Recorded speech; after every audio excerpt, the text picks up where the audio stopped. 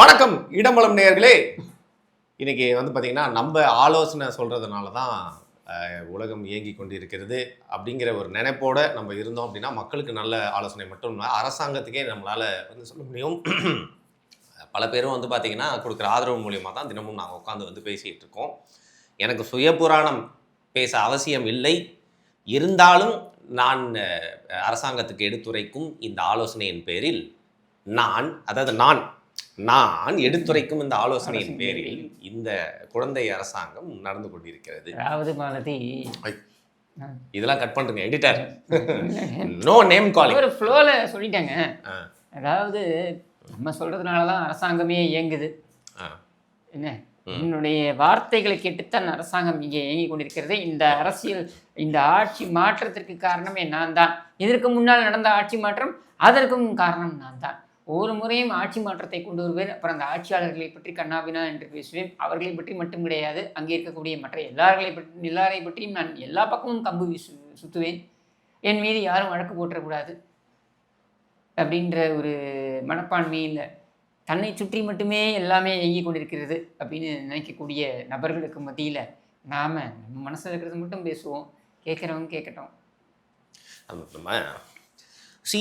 To start with அந்த கருப்பு colour சட்டை, it's a brilliant move, fantastic move. என்னப்பா கண்ணை திறந்தா என்ன கலர் தெரியுது? கருப்பு. தலை மயிர் என்ன கலர்? கருப்பு. தாடி கருப்பு. அங்கேயோட நிறுத்திப்போம். எங்கெங்கெல்லாம் கருப்பு இருக்கோ ஏன் தெரியுதுன்னா கருப்பாக தெரியுது இல்லையா? Brilliant move. அந்த வெள்ளை வந்து பார்த்தீங்கன்னா டிஸ்ட்ராக்ட் பண்ணும், கருப்பு வந்து எல்லாருமே ஈர்க்கும். அப்படிங்கிறனால இப்படி போயிட்டே இருக்கலாம் அப்படிங்கிறதுனால இருக்கலாம். எப்படி வந்து ஆற்றுன்னு ஆற்ற போகிறார் ஒருத்தர் வந்து இன்னைக்கு ஒரு மணி நேரம். அதனால அது அவங்களுக்கு ஆத்திர அந்த இதை வந்து அவங்களுக்கு விட்டுட்டு நம்ம விஷயத்துக்கு போவோம். சும்மா விஷயம் இங்கே வந்து கரூரில் வந்து பார்த்தீங்கன்னா ஆல்மோஸ்ட் 280 நாளுக்கு அப்புறம் அப்படின்னு நினைக்கிறேன். இன்னைக்கு விஜய் அவர்களுடைய லாஸ்ட் படம்னா கூட ஜனநாயகன் படம் வந்தாலும் 280 நாள் தாண்டி ஓடுமான்னு தெரியல, ஏன்னா ஓடிடி காலம் வந்துருச்சு. பட் 280 நாளுக்கு அப்புறம் 10 மாதத்துக்கு அப்புறம் வந்து இவர் வந்து போய் அங்கே ஸ்பீச் வந்து கொடுத்துருக்காரு. கரூர் சம்பவம் பற்றி மட்டும் இல்லாமல் நிறைய விஷயங்கள் பேசியிருக்காரு. So what is your thought? ஒரு அரசியல் கட்சியுடைய நிகழ்ச்சியாக தான் நான் பார்க்குறேன். இதை ஒரு முதலமைச்சருடைய நிகழ்ச்சி அப்படின்றத விட ஒரு அரசியல் கட்சியுடைய தலைவருடைய நிகழ்ச்சியாக நான் பார்க்குறேன். அவர் பேசக்கூடிய விஷயங்கள் எல்லாமே வந்து அவருடைய பார்வையிலிருந்து அவர் கொண்டு போகிறார். அதாவது ஒரு அரசியல் கட்சி தலைவருடைய பார்வையிலிருந்து அவர் பேசுவதெல்லாம் சரி அப்படின்னு வாதிடலாம். பட் ஒரு முதலமைச்சராக அவர் பேசியதெல்லாம் சரியா அப்படின்னு கேட்டிங்கன்னா என்னை பொறுத்த வரைக்கும் அதில் எனக்கு சில மாற்று கருத்துக்கள் இருக்குது. மாற்று கருத்துக்கள்னால் ஒரு வழக்கு விசாரணையில் இருக்குது. நீங்கள் ஒரு துறைக்கு பொறுப்பாக இருக்கக்கூடியவர், அப்படி இல்லைன்னா கூட நீங்கள் மாநிலத்தில் முதலமைச்சர் இல்லையா? அப்படின்பொழுது ஒரு பொதுக்கூட்டம் நடந்தது. அந்த பொதுக்கூட்டத்தில் கூட்ட நெரிசலில் மக்கள் இறந்து போனாங்க. அதில் சதி இருக்குது அப்படின்னு சொல்லி 2 தரப்பும் குற்றச்சாட்டுக்களை வைத்திருக்கிறார்கள் என்கிற நிலையில் அந்த வழக்கோடைய விசாரணை இன்றைக்கி நடந்துக்கிட்டு இருக்கு, சிபிஐயில் நடந்துக்கிட்டு இருக்கு. சுப்ரீம் கோர்ட் மானிட்டர் பண்ணி சிபிஐயில் நடந்துக்கிட்டு இருக்கு. அப்படின்ற நிலையில் ஒரு மாநிலத்தின் முதலமைச்சர் அது சம்பந்தப்பட்ட நபராகவும் இருக்கிறார். நான் வந்து அவர் குற்றம் சாட்டப்பட்ட நபர்னு சொல்லலை, சம்பந்தப்பட்ட நபராக இருக்கார். அவரும் விசாரிக்கப்பட்டிருக்கிறார். சரியா? அவர் சாட்சியாக விசாரிக்கப்பட்டாரா அல்லது அவரை எப்படி எந்த கோணத்தில் வந்து அவரை சேர்க்கப் போகிறார்கள் என்பதெல்லாம் குற்றப்பத்திரிகை தாக்கல் செய்யும் போது தெரிய வரும். நமக்கு இப்போ தெரியாது. அப்படி இருக்கின்ற நிலையில் அவர் இதை பற்றி பேசியிருக்க வேண்டாம், இதை தவிர்த்திருக்க வேண்டும் அப்படின்றது தான் என்னுடைய கருத்து. வெதர் அவருக்கு நிறைய சட்ட ஆலோசனைகள் வழங்கக்கூடிய நபர்கள் இருக்கலாம். ஏன்னா இன்றைக்கி அவர் முதலமைச்சர் இல்லையா? ஸோ சட்ட ஆலோசனைகள் வழங்குவதற்கு நிறைய பெரிய பெரிய ஆட்கள்லாம் இருக்கலாம். அவங்கெல்லாம் என்ன அறிவுரை கொடுத்தாங்க அப்படின்றது நமக்கு தெரியாது. என்னை பொறுத்த வரைக்கும் on the face of it நான் பார்க்கும் பொழுது காவல்துறை அதிகாரிகள் ஆட்சியாளர்கள் சொல்வதை கேட்டு காவல்துறை அதிகாரிகள் இந்த மரணங்களுக்கு காரணமாக அமைந்தார்கள் அப்படின்னு சொல்கிறது இருக்கு இல்லையா?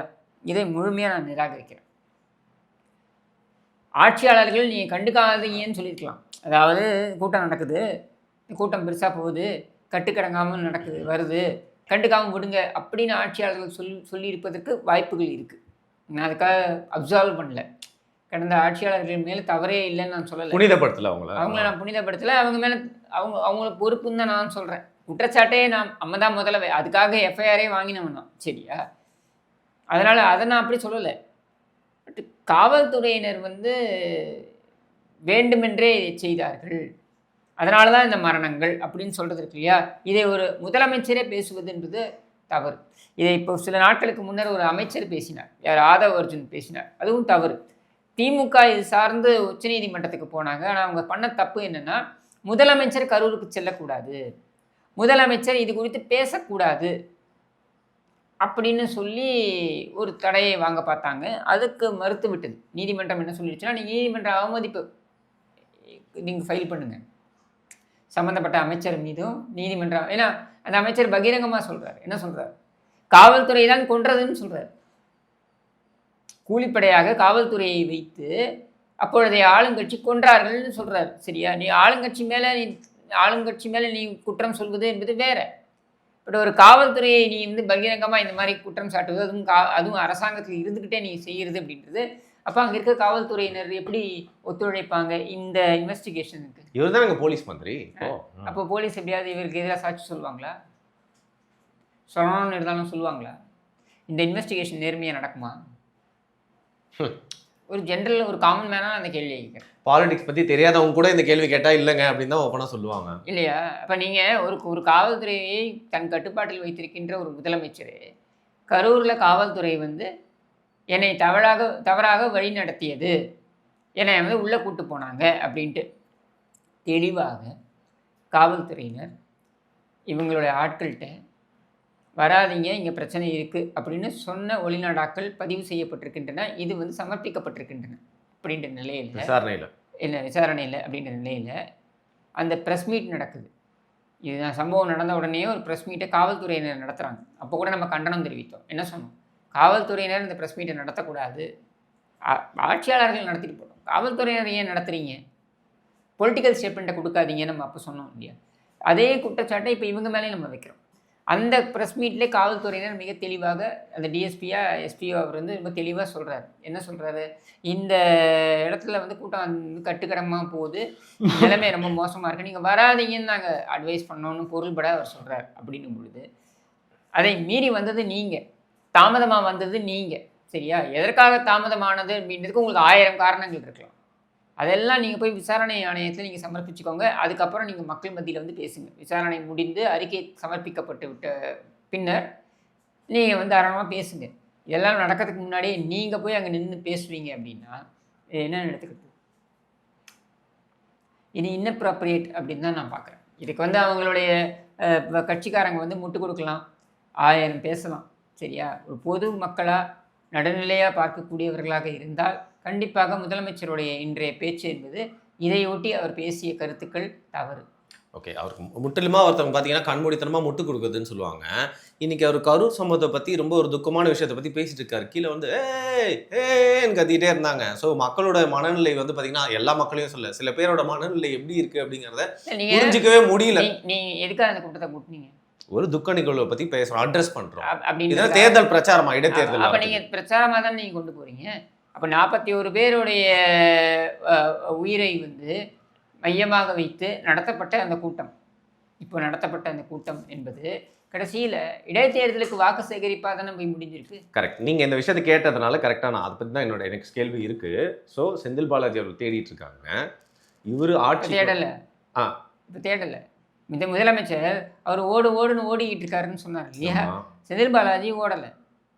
இப்போது Senthil Balaji is as of today அவர் வந்து பிணையில் இருக்கார், ஜாமீனில் வெளியில் இருக்கார். சரியா? அப்போ அவரே ஓட போகிறாரு.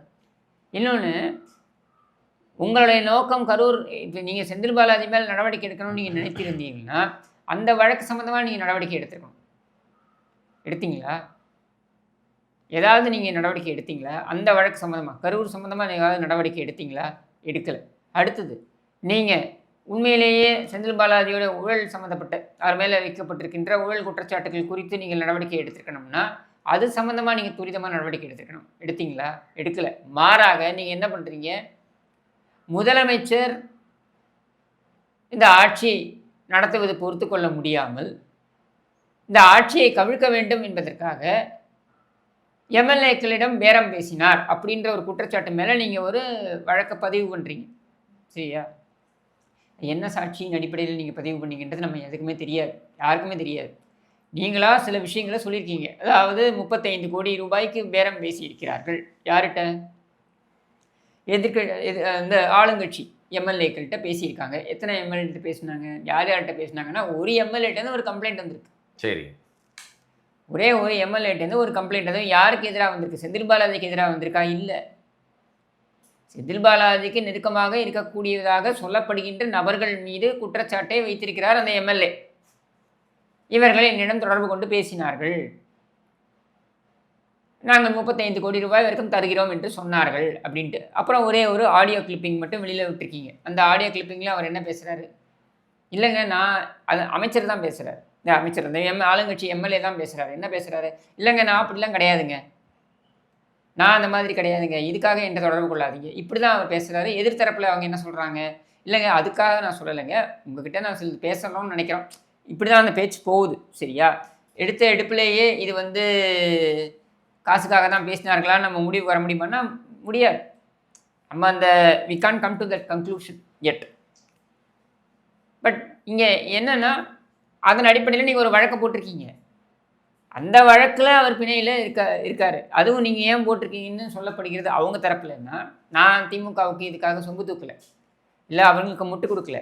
ஆனால் நீங்கள் போட்டிருக்க வழக்கோட தன்மையை பாருங்கள். உங்களுடைய ஆட்கள் பேசினார்கள், விலை பேசினார்கள் அப்படின்றது தான். விலை பேசினதற்கான நேரடி ஆதாரம் இது வரைக்கும் வெளியில் பொது வெளியில் வரலை.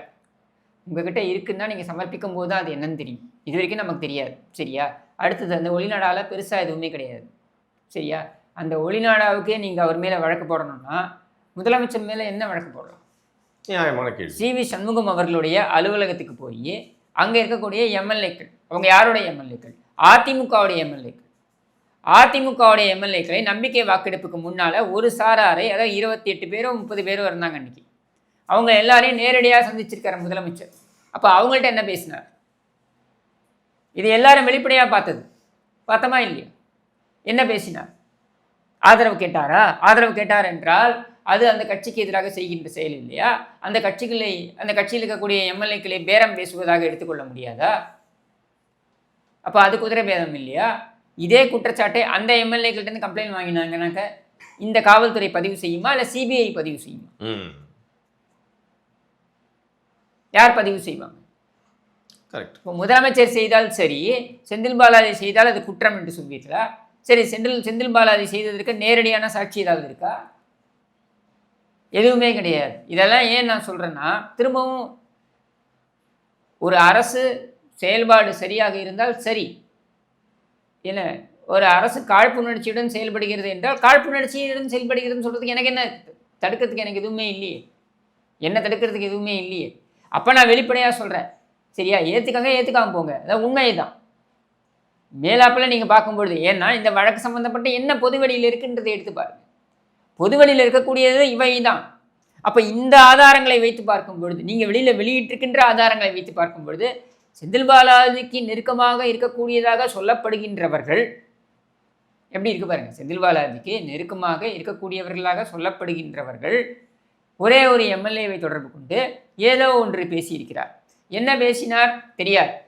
ஆனால் 35 கோடி ரூபாய் பேரம் பேசினார் அப்படின்றது குற்றச்சாட்டு. அதற்கு ஏதாவது ஆதாரம் வெளியில் வந்திருக்கா? பொது வெளியில் எதுவும் வரல. அப்போ இதுக்கு என்ன என்னமோ அப்படியே பெரிய குற்றத்தை கண்டுபிடிச்சிட்டா மாதிரி நேரடியாக அங்கே பாட்டிலுக்கு 10 ரூபாய் என்ற குற்றச்சாட்டு அது சம்மந்தப்பட்ட நடவடிக்கை எடுத்து அதில் நீங்கள் செந்தில் பாலாஜி மேலே நீங்கள் நடவடிக்கை எடுக்கிறீங்கன்னாக்க சபாஷ், உங்களை நான் மனமாக பாராட்டுறேன், வரவேற்கிறேன். செஞ்சீங்களா? நீங்கள் செய்ய முடிஞ்சதா உங்களால்? இல்லை சம்மந்தப்பட்ட அதிகாரிகள் மீது நடவடிக்கை எடுத்தீங்களா? அதையெல்லாம் நீங்கள் செய்யலை. மாறாக உங்கள் அதிகாரத்தை வைத்துக்கொண்டு இதை மாதிரி வழக்குகள் யார் வேணாலும் போடலாம். என் மேலே போடலாம், உங்கள் மேலே போடலாம், யார் மேலே வேணாலும் போடலாமே. இதே திமுக ஆட்சியில், இதுக்கு முன்னே இருந்த திமுக ஆட்சியில் உங்கள் கட்சிக்காரங்க மேலேயே போட்டாங்களே, அதையும் கண்டிச்சிருக்கோமே. அதையும் எடுத்து பேசியிருக்கோம். அதையும் நம்ம தானே கண்டிச்சிருக்கோம். ஏங்க உங்கள்கிட்ட ஆட்சி அதிகாரம் இருக்குன்னா யார் மேலே வேணால் வழக்கு போடுவீங்களா அப்படின்னு கேட்கலையா நம்ம? அப்போது அதே வேலையை தான் நீங்களும் செஞ்சுருக்கீங்க. இதை என்ன பெரிய பெருமையாக மேடையில் பேசுகிறீங்க வெக்கம் இல்லாமல்? சரி, இப்போ இந்த நேரத்தில் என்ன சொல்கிறாரு? ஓடிட்டான்னு சொல்கிறாங்க. செந்தில் பாலாஜி ஓடிட்டாரு, ஏவாவேலு ஓடிட்டாரு, ஐயோ நான் வந்து ஸ்டாலின் சார் சொன்னேன்னு நினச்சிக்காதீங்க அப்படின்னு சொல்லிட்டு சொல்கிறாரு. அது ஏன் சொல்கிறாருன்னு என்னால் புரிஞ்சிக்க முடியுது. ஏன்னா கரூர் சம்பவத்துக்கு அப்புறம் வந்து பார்த்தீங்கன்னா புஷி ஆனந்த் அவர்களாக இருக்கட்டும், சிடிஆர் நிர்மகுமாராக இருக்கட்டும், யாருமே தேடாத ராஜ்மோகனாக இருக்கட்டும், எல்லாருமே வந்து ஓடாமல் அங்கேயே தான் நின்னாங்க. கரூரில் இருந்தாங்களா இவங்க? இல்லை அதுக்கப்புறம் 2 வாரம் அப்ஸ்காண்ட் ஆகலையா இவங்க? என்ன இவங்க என்னமோ அப்படியே வீரர்கள் மாதிரியே சூராதி சூரர்கள் மாதிரியே ஒரு பையன் அங்கே இல்லைங்க. சாட்சி யார் தெரியுமா? இன்னைக்கு பக்கத்தில் நின்று பேசுகிறாரு, வெக்கமே இல்லாமல் பேசுகிறாரு, எம்ஆர் விஜயபாஸ்கர். சாட்சிங்க அவர். ஏன்னா அவர் கூட இருந்த ஆட்கிட்ட தான் நான் பேசிக்கிட்டு இருக்கேன். எது இந்த சம்பவம் நடக்கிறதுக்கு முன்னால் கரூரில் கூட்டம் நடக்குது. கூட்டம் நடந்துக்கிட்டு இருக்கு. அதுக்கு பக்கத்து தெருவில் நம்ம நண்பர் KNR சிவராஜன் இருக்கார். அவர் கட்சிக்காரர், அதிமுக கட்சிக்காரர். அவர்கிட்ட நான் பேசிக்கிட்டு இருக்கேன் ஃபோனில். எப்படிங்க கூட்டம் எப்படிங்க போயிட்டுருக்கு, கூட்டம் என்ன நடந்துக்கிட்டு இருக்கு அப்படின்ட்டு அவர் என்கிட்ட பேசிக்கிட்டு இருக்கார். இது மாதிரி இல்லைங்க, எல்லாம் சின்ன சின்ன பசங்க தான் நிறையங்க, ஏகப்பட்ட சின்ன பசங்க நிறைய வந்திருக்காங்க, கண்ட்ரோலே இல்லைங்க, இவங்கெல்லாம் ரோட்டில் போகிறத பார்த்தாலே நமக்குலாம் ஒரு மாதிரி இருக்குது, அந்த மாதிரி வந்திருக்காங்க அப்படின்னு சொல்லிகிட்டே இருக்காரு. ஆனால் என்ன இருண்ணே ஏதோ பிரச்சனை என்ன இருண்ணே அப்படின்ட்டு கட் பண்ணிட்டு போகிறாப்புல. உடனே ஒரு 10 நிமிஷத்துலலாம் திருப்பி கால் பண்ணுறேன். நான் திருப்பி அவருக்கு விடாமல் கால் பண்ணேன். அண்ணே பிரச்சனை ஆகிடுச்சுண்ணே, ஆம்புலன்ஸ் எல்லாம் இது எனக்கு தெரிஞ்சு ஒரு 8 உயிர் போயிடுச்சுண்ணே அப்படின்றாரு. ஹாஸ்பிட்டலில் நாங்கள் போயிட்டுருக்கோம்னா நாங்கள் ஓடிக்கிட்டு இருக்கப்போ ஹாஸ்பிட்டலுக்குன்னு கவர்மெண்ட் ஹாஸ்பிட்டலுக்கு எம்ஆர் விஜயபாஸ்கர் தான் முதல்ல போகிறாரு. அதை நீங்கள் சொல்லியிருக்கீங்க. அப்போ கூட சென்னை ப்ரைவேட் ஹாஸ்பிட்டலுக்கு போயிட்டாரு. சரியா? இவர் தான் ஃபஸ்ட்டு அங்கே போகிறாரு. ஏன்னா இவர் தான் அங்கே இருக்கார். இவர் போன உடனே அங்கே பார்த்தீங்கன்னா ஆனால் வந்துனே இருக்குங்க பாடி அப்படின்னு சொல்லும் பொழுது கிட்டத்தட்ட 17 தாண்டிடுச்சு பாடி கவுண்ட். உயிரிழப்பு ஒரு கட்சிக்காரன் கூட கிடையாதுங்க. தாவேக்காவோட ஒரு கட்சிக்காரன் கூட அங்கே வரல. சரியா? எல்லாமே ஓடிட்டாங்க. ஓகே, இவங்க புதுசு என்ன பண்ணணும்னு தெரியல அப்படின்றதுனால இவங்க போயிட்டாங்க கூட வச்சுக்கலாம். சரியா? இப்போது ஓடி போயிட்டாங்கன்னு சொல்கிறதுக்கான தகுதி உனக்கு இருக்கா? நீங்கள் எல்லாரும் ஓடி போனீங்க. ஏன் அன்றைக்கி நீங்கள் நின்று இருக்க வேண்டியது தானே? நான் இந்த கரூரை விட்டு நான் நவர மாட்டேன், இந்த பஸ்ஸை விட்டு நான் நவர மாட்டேன். சரி, கட்டுக்கடங்காமல் போகுது அப்படின்னா நான் இந்த கரூரை விட்டு நான் நவர மாட்டேன். சரி விட்டுருப்பா, நான் ஏர்போர்ட்டுக்குள்ளே போயிட்டேன்ல, ஏர்போர்ட் விட்டு நான் நவர மாட்டேன். எனக்கு அந்த மக்களுக்கு என்ன நடந்ததுன்னு தெரிஞ்சதுக்கப்புறம் தான் நான் நவருவேன் நீ சொல்லியிருந்தேன்னா நீ வந்து இன்றைக்கி ஓடி போகிறத பற்றி நீ பேசுகிறத நாங்கள் கேட்டிருப்போம். ஆமாம் அப்படின்ட்டு நீங்களும் ஓடி போயிட்டீங்க. அடுத்த நாள் காலையில் இவர் எடப்பாடி பழனிசாமி வந்து அந்த ஸ்டேட்மெண்ட்டை கொடுக்கலன்னு வைங்களேன், எழுதி வச்சுக்கோங்க. அடுத்த நாள் காலை மதியத்துக்குள்ளாக விஜய் வீடு புகுந்து அடிச்சிருப்பாங்க, தாக்கியிருப்பாங்க. இதுதான் உண்மை. இல்லை, நான் வந்து யாருக்கும் முட்டு கொடுக்கல. நம்ம எவ்வளோ எல்லாரும் விமர்சனம் பண்ணிக்கிறோம் தெரியும். எடப்பாடி பழனிசாமி அவர்கள் ஆமாம் நீங்கள் சொன்னது அந்த டைமில் எல்லாருமே ஒத்துக்கிட்டாங்க. அவர் தான் வந்து இது பண்ணாருன்னு கொஞ்சம் கூல் டவுன் ஆச்சு. ஓகேவா? இன்னொரு பக்கம் நீங்கள் ஏற்றுப்பீங்களான்னு தெரியல, அப்போ முதல்வராக இருந்த ஸ்டாலினும் பார்த்தீங்கன்னா முழுசாக இறங்கி இதுக்கான கேவலமான அரசியலை வந்து செஞ்ச மாதிரி எனக்கு தெரியல. இதுதான் சான்ஸ் கேப்சர் பண்ணிடணும்னு. அவர் இப்போ உனக்கு உள்ள சின்ன பண்ணிப்பேன். அன்றைக்கி ஆட்சி அதிகாரம் அவர் கையில் இருந்ததுங்க, உனக்கு உள்ள சின்ன பண்ணிப்பேன். இன்றைக்கி நீ பேசலாம், நான் அப்போது அப்படி உள்ளே வச்சுருந்தா நான் 200 தொகுதியில் ஜெயிச்சிருப்பேன். அது நீ ஜெயிக்கும்போது பார்த்துக்கலாம். 96 ஜெயலலிதாவை கருணாநிதி தூக்கி உள்ளே வச்சார். 2001 அவங்க திரும்பி வந்தாங்க, அதுக்கப்புறம் கருணாநிதி தூக்கி உள்ள வச்சாங்கன்னா அதெல்லாம் 2001 கதை. 96 என்ன?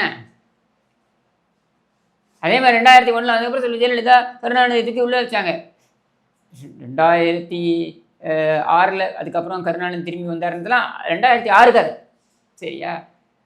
அது அன்றைக்கி செஞ்சுருக்கலாம்ல, அதை செய்யாமல். சரி, இன்னி வரைக்கும் நீங்கள் இந்த எடப்பாடி பழனிசாமி அவர்களுக்கு நீங்கள் நன்றி சொல்லியிருக்கீங்களா? நேரடியாக எல்லா தலைவர்களுமே பார்த்தீங்க, அவரை போய் பார்த்தீங்களா? ஒரு கட்சியை தானே உடச்சிங்க. சரியா? ஓகே, அது அது அரசியல்னு கூட வச்சுப்போம். சரியா? நீங்கள் அந்த அரசியலை செஞ்சுட்டு போங்க. ஆனால் நீங்கள் இங்கே ஓடி போயிட்டாருன்னு நீங்கள் ஓடி போனீங்க சார். அன்றைக்கி நானே கூட கேட்டிருக்கேன், அது என்னையா சிஎம் சார், ஸ்டாலின் சார், ஏன் ஸ்டாலின், ஸ்டாலின் அப்படின்னு பேசேன். நாங்கள்லாம் பேசணும்ல. அன்றைக்கி உங்களால் பேச முடியுதா? அன்றைக்கி சிஎம் சார் ஏன் பம்மினீங்க? பேச வேண்டியதுதானே அன்றைக்கி. அதனால் இது ரொம்ப தவறான பேச்சு. சரி, இப்போது எம்ஆர் விஜயபாஸ்கர் அவர்களுடைய பேட்டி, அவர் தாவேக்கா குறித்து என்னெல்லாம் சொல்லியிருக்காரு, விஜய் அவர்கள் குறித்து என்னெல்லாம் சொல்லியிருக்காருன்றதுக்கான காணொலிகள் இப்போயும் நம்ம எடுத்து வந்து போடலாம். ஓகே, எப்படிலாம் ரியாக்ட் பண்ணாருன்னு. அவர் இன்னைக்கு பஸ் மேலே ஏறிட்டு என்ன சொல்கிறாரு, என் பேரனை நான் போய் பார்த்தேன், என் பேரை சொன்னான், தாத்தா என் கட்சிக்கு வந்து சேர்ந்துட்டீங்களா அப்படின்னு சொல்லிட்டு. அதாவது எனக்கு தெரியாதுங்க, எனக்கு புரியுது அரசியலில் வந்து எப்படி வேணால் மாறலாம், குல கும்பிடு போட்டால் தான் முன்னேற முடியும், பொய் தான் சொன்னால் நிறைய பேர் முன்னேறுவாங்கன்னு சொல்லிட்டு. பட் இந்த அளவுக்கு அங்கே ஒரு பல்ட்டி இருக்கும் எனக்கு புரியுது. அவர் சொல்கிறது உண்மைன்னே வச்சுப்போமே. சரி, நம்மளுடைய கேள்வி என்னென்னா, நீங்கள் அங்கே போய் உங்களுக்கு என்ன மரியாதை கிடைக்க போகுதுன்னு நினைக்கிறீங்க? அது நம்ம பிரச்சனை இல்லைங்க. சரியா, நம்ம பிரச்சனை இல்லைன்ட்டு இல்லை. இப்போ நம்ம பார்த்து ஒரு எம்எல்ஏவாகவோ தேர்வு செய்கிறோம்னா எதுக்காக தேர்வு செய்கிறோம்?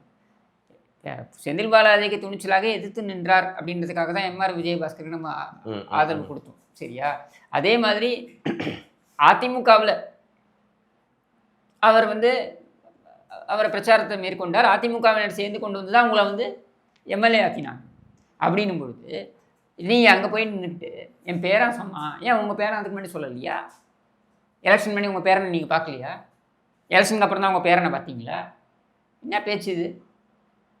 அதுக்கப்புறம் கரூரை அது அவர் சொல்கிறாரு, நான் ஃபோட்டோ எடுத்துக்கிறேன்னு சொன்னேன், பெருந்தன்மையாக ஃபோட்டோ எடுத்துக்கலாம்னார். இவர் தான் தலைவர், இது கூட ஃபோட்டோ எடுக்கிறேன்னு சொல்கிறது இதுதான் தலைவருக்கு ஒரு இதுவா? ஏன் வேறு யாரும் எடுத்துக்க மாட்டாங்க ஃபோட்டோ? இல்லை நீங்கள் வேறு யாரோட எடுத்துக்கிறது இல்லையா ஃபோட்டோ? இதே கடம்பூர் ராஜுவை அவர் கோவிட் டைமில் இவரை வந்து கோவிட் டைமில் அவர் வேறு ஒர்க்கில் இருந்தார், சந்திப்பதற்காக இவர் வந்திருக்கார். இவருடைய பணம் இதுக்காக அந்த 50% சீட்டிங் கெப்பாசிட்டியாக ஏதோ அதுக்காக மாஸ்டர் டைமில் அப்போது ஒரு 1.5 மணி நேரம் காக்க வச்சுட்டார் போல இருக்குது. ஏன்னா அவர் கோவிட் டைமில் தேவர எல்லா மினிஸ்டர்ஸும் பிஸியாக தான் இருந்தாங்க அப்போ. சரியா, மைண்டில் வச்சுக்கிட்டு இதே கடம்பூர் ராஜுவை இந்த முறை பார்த்தீங்கன்னா அந்த இதுக்கு வெளியில் பனையூருக்கு வெளியில் நிற்க வச்சு, வேணும்னே நிற்க வச்சு ஒரு கூட்டம் ஏற்படுத்துகிற மாதிரி ஒரு பாவலை காமிச்சு அதை ஒரு 2 மணி நேரம் அவரை காக்க வச்சு அதுக்கு பின்னாடி கேட் வழியாக ஓடி வர வச்சு சந்திக்கிறது. சரி, இது கடம்பூர் ராஜுவோட பிரச்சனை, என் பிரச்சனை கிடையாது. சரியா, இதே அந்த வீடியோவை போட்டு பார்த்தாரு அவருன்னு கூட சொல்லப்படுது. சரியா, எவ்வளோ தூரம் உண்மைன்னு நமக்கு தெரியாது. ஆனால் காக்க வைக்கப்பட்டது உண்மை, அதை காக்க வைப்பதற்கான அவசியமே கிடையாது என்பதும் உண்மை. சரியா, இதெல்லாம் உண்மை. இப்போ இந்த சாடிஸ்டிக் தாட் ப்ராசஸ் ஒரு காலம் அதற்கு பின்னால் இருக்கும் என்றால் இதை என்னென்னு எடுத்துக்கிறது? இப்போது இதை வந்து நீங்கள் கடம்பூர் ராஜோட பிரச்சனைன்னு சொல்லிட்டு நம்ம கடந்து போகிறோம். நமக்கு ஒன்றும் அது என்ன நீ போய் மானங்கிட்ட போய் நிற்கிறேன்னா அதுக்கு நம்ம என்ன பண்ண முடியும்? தட்ஸ் நாட் அவர் ப்ராப்ளம்னு வச்சுக்கோங்க. பட் இவங்க எல்லாருமே அவங்களுடைய நிலையை தாழ்த்தி கொண்டு இந்த மாதிரி போய் நிற்கிறாங்க இல்லையா? இதனால் என்ன கிடைக்க போகுதுன்னா, மிஞ்சி போனால் என்ன, இந்த எம்எல்ஏ பதவி திரும்பி கிடைக்கும். அதை மீறி ஏதாவது கிடக்க போகுதான்னா ஒன்றும் கிடையாது. இதனால் விஜய்க்கு ஏதாவது பலம் கூட போகுதான்னா அதுவும் கிடையாது. சரி, நான் 2 நாள் முன்னாடியே கேட்கணும்னு நினச்சேன், நம்ம இன்றைக்கி தான் வந்து உட்காடுறோம். இந்த வேலை கொடுக்குறாங்கல்ல, அதை பற்றி உங்களுடைய ஓப்பன் தாட் சொல்லுங்கள். என்னை பொறுத்தவரைக்கும் தனிப்பட்ட முறையில் கேட்டிங்கன்னா, இப்போது அரசாங்கம் நடத்தக்கூடிய ஒரு நிகழ்வு, நம்மளே வந்து திமுக நடத்தின ஏர் ஷோவில் நிறைய பேர் மயங்க விழுந்தாங்க, அதை பற்றி பேசிக்கலாம். அதில் நடந்துச்சுன்னு வச்சுக்கோங்க, அவங்களுக்கு அரசாங்கம் வேலை கொடுக்குறாங்கன்னா என்னால் புரிஞ்சுக்க முடியுது. பட் இதில் சம்பவத்தில் இல்லைங்க, இதுக்கு வந்து முட்டு கொடுக்கக்கூடியவர்கள் என்ன சொல்கிறாங்கன்னா, இல்லை லஞ்சம் வாங்கிட்டு வேலை தராங்களே, இது தரக்கூடாதா? இதெல்லாம் ஒரு பேச்சா? இதெல்லாம் ஒரு பேச்சா? நான் வந்து விஜயோடைய எல்லா ஆதரவாளர்களும் தற்கூரிகள்னு பொதுப்படையாக அப்படிலாம் நான் பேச போகிறது இல்லை. ஆனால் நான் கேட்குறது என்னடா, இப்படியான ஒரு முட்டு கொடுக்குறது அசிங்கமாக இல்லையா உங்களுக்கு? ஒரு வேலை வேணுன்றதுக்கு அவ்வளோ பேர் போராடிக்கிட்டு இருக்கான். நீ வந்து அவரை பார்க்கணும், என் குழந்தை போனாலும் பரவாயில்ல, நான் அவரை தான் பார்க்கணுன்னு ஓடி வரவேன்னு மனநல காப்பகத்தில் கொண்டு போய் சேர்க்கணும் உண்மையா? சரியா, அப்படி அதையும் மீறி ரசிக மனப்பான்மையோட அவன் இருக்கான்னா நீங்கள் கொடுங்க சார், உங்கள் கட்சியில் எடுத்து கொடுங்க நிதியை, உங்கள் சொத்துல எடுத்து கொடுங்க நிதியை. கொடுக்குறீங்களா நீங்கள்? அதுவும் ஏதோ ஒரு அமௌண்ட்டு கொடுத்துருக்கீங்க, அப்போ அதோட நிறுத்திக்கோங்க. எதுக்கு அரசு வேலை? முதலமைச்சருக்கு அதிகாரம் இருக்குது, அதான் திருப்பி சொல்கிறேன், உங்களுக்கு அதிகாரம் இருக்குது நீங்கள். ஆனால் நீங்கள் தவறான முன்னுதாரணங்களை ஏற்படுத்துகிறீங்க. அப்போ இந்த மாதிரி ஒரு முன்னுதாரணத்தை நீங்கள் இப்போ ஏற்படுத்துகிறீங்கன்னா, இனி இந்த மாதிரி கட்சி கூட்டங்களில் நடக்குதுன்னு நீங்கள் தூக்கி அரசு வேலையில் கொடுப்பீங்க. அதே மாதிரி கரூர் சம்பவத்தை பற்றி ஒரு நினைவு சின்னம் வைக்க போகிறோம் கரூர்லன்னு சொல்கிறாங்க, அதை பற்றி என்ன நினைக்கிறீங்க? அது ஏதாவது ஏற்றுக்கிற மாதிரி இருக்கா? நீங்கள் இப்போ ஒரு போராட்டம் நடந்து மக்கள் இறந்து போகிறாங்க, என்ன ஒரு கடுமையான ஒரு நிகழ்வு, துப்பாக்கிச்சூடு நடந்தது பாருங்கள், தூத்துக்குடியில் துப்பாக்கிச்சூடு நடந்தது, இந்த மாதிரியான நிகழ்வுகள் நடக்குது. இதுக்கு நீங்கள் வந்து செய்கிறீங்கன்னா பரவாயில்ல. உன் கூட்டத்துக்கு வந்து உன்னை பார்க்கணுன்னு வந்து முண்டி அடித்து நீ தாமதமாக வந்து அன்றைக்கு இருந்த அரசாங்கமும் ஏதோ ஒரு தவறு செய்தது அப்படின்னு உன் குற்றச்சாட்டையே நம்ம அப்படியே எடுத்துப்போமே, ஆன் த ஃபேஸ் ஆஃப் இட்டே எடுத்துப்போமே. அப்படியே இருந்தாலும் கூட அது உன் கட்சி கூட்டம்பா. தடியடி நடத்தி, போலீஸ் தடியடி நடத்தி அங்கே இது மாதிரி அதாவது ஜலியன் வாலாபாக் மாதிரி எல்லா பக்கமும் லாக் பண்ணி சுட்டு தள்ளினாங்களே எல்லாரையும். கட்சி கூட்டத்தில் நடந்த பிரச்சனை. இதற்கு நினைவு சின்னத்தை உங்கள் கட்சியிலேருந்து நீங்கள் வைங்க. யாரும் வேண்டான்னது, யாரும் தடுக்கல. இப்போ கம்யூனிஸ்டுகள் பார்த்தீங்கன்னா நினைவு சின்னங்கள் வைத்திருப்பாங்க. அவங்களுடைய போராளிகள் அவங்க வந்து உயிர் நீத்தாங்க அப்படின்னு சொல்லி அவங்க நினைவாக வச்சுருப்பாங்க. அந்த மாதிரி நீங்கள் வைங்க, வேணாம்னு சொல்லலை. இல்லை அரசியல் தலைவர் யாராவது மறையிறாங்க அப்படின்னாக்கா அவங்களுக்கு நினைவு சின்னம் வைக்கிறாங்க அப்படின்னா அந்த கட்சி வைக்கும். இல்லை அவங்க அரசியல் இப்போது இவர் என்ன ஈவேரா போல் அப்படின்னா அதுக்கும் கூட பார்த்தீங்கன்னா ஈவேரா திடலுக்குள்ள அவருடைய இடத்துல தான் வச்சுருக்காங்க அவருக்கு நினைவிடத்தை. சரியா, அங்கே தான் வச்சுருக்காங்க. ஒரு முதலமைச்சராக இருந்தார் அப்படின்னா நம்ம வந்து பொது இடத்துல நம்ம நினைவிடம் வைக்கிறது அப்படின்றது நம்ம பார்க்குறோம். இதை எப்படி நீங்கள் நியாயப்படுத்துவீங்க? சரி, நான் உள்ளார்த்தத்தோட கேட்கல. இந்த ஹோல் கரூர் அப்படிங்கிற ஊரோட பேர் திருப்பி ரீசெண்ட் டைம்ஸில் வந்ததுக்கு காரணம் செந்தில் பாலாஜி பின்னாடி வந்து காவல்துறை போகிறது, இன்னொரு பக்கம் இடைத்தேர்தல், எம்ஆர் விஜயபாஸ்கர், இதெல்லாமே வந்து பார்த்திங்கன்னா இவருடைய விஜயம், இவரோட ஸ்பீச், இந்த வேலை கொடுக்குறது, இதெல்லாமே வந்து ஏதோ ஒரு கனெக்டிங் த டாட்ஸ் மாதிரி இருக்குது. திட்டமிட்டு செய்ய நீங்கள் தான் சொல்கிறேன். ஒரு அரசியல் தலைவராக தான் அவருடைய இன்றைய கரூர் விஜயத்தை நான் ஒரு முதலமைச்சருடைய விசிட்டாக நான் அதை பார்க்கல. நான் ஒரு அரசியல் தலைவரோட விசிட்டாக தான் நான் பார்க்குறேன். நீங்கள் ஒரு சராசரி அரசியல் தலைவர் போல் நீங்கள் நடந்துக்கிட்டீங்க, அவ்வளவுதான். இப்போ இதில் வச்சிருக்கின்ற குற்றச்சாட்டுகள் அப்படின்றதோட விமர்சனங்கள் வச்சுப்போம். இந்த விமர்சனங்கள்லாம் உள்ளபடியே நீங்கள் நடுநிலையோடு யோசிச்சு பார்த்தீங்கன்னா இந்த விமர்சனங்கள் சரி அப்படின்னு தான் உங்களுக்கு படும். சரியா? இல்லை இழிப்பரா இல்லை ஏமராம் மன்னன் மாதிரி நீங்கள் வந்து போக வேண்டியதுதான். நம்ம இருக்கிறத எடுத்து சொல்கிறோம். சரியான ஒரு மனநிலையில் இருக்கிறவங்க இதை எடுத்துப்பாங்க. உதாரணத்திற்கு இப்போ சொல்கிறேன், நான் இன்னொரு மிகப்பெரிய ஒரு கொடுமையான ஒரு விஷயம் நடைபெற்றிருக்கு. அறநிலைத்துறையில் நடந்திருக்கு. ஆமாம், என்னுடைய நண்பர் தான் அறநிலைத்துறை அமைச்சர், வேறு விஷயம். ஆனால் இது நடந்திருக்கு. என்ன நடந்திருக்கு? 3085 ஏக்கர் கோவில் நிலம், 4 கோவில்களுக்கு சொந்தமான நிலம். இதோடைய இது அரசாணையும் நீங்கள் எடுத்து பாருங்கள், உங்களுக்கே புரியும். 4 கோவில்களுக்கு சொந்தமான கோவில் நிலங்கள் அதை ஆக்கிரமித்தவர்களுக்கே சொந்தம் அப்படின்னு இப்போ கரூரில் கொடுத்துருக்காங்க. இது அயோக்கியத்தனம் இல்லையா? 25,000 கோடி மதிப்புள்ள கோவில் நிலத்தை எப்படி நீங்கள் எடுத்து தாரை வாத்தீங்க? யாரை கேட்டு கொடுத்தீங்க நீங்கள்?